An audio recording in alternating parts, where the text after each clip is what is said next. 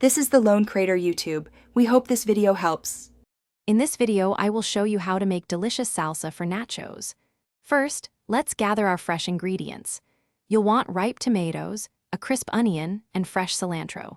Decide on your desired heat by selecting jalapenos for a mild kick or serrano peppers for more intensity. Make sure you have a sharp knife and a food processor ready to go.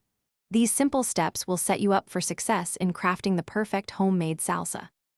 Now, let's get into the preparation. Carefully dice your tomatoes, onions, and peppers into small, uniform pieces. This ensures a consistent texture in your salsa.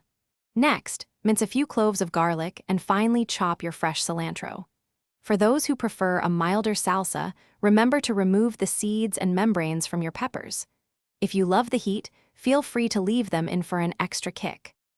With all your ingredients prepped, it's time to bring them together.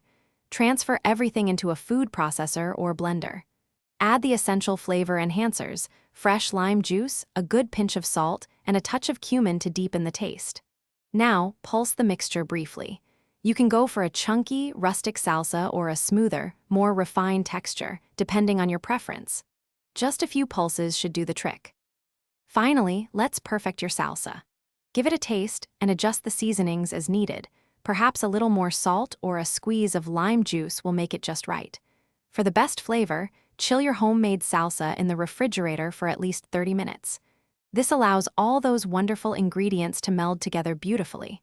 Serve it with your favorite nachos and enjoy. And speaking of great resources, make sure to check the description below for a link to a fantastic book that can truly change how you think about money, along with other helpful deals we've gathered for you. Thanks for watching. Consider subscribing if we helped you.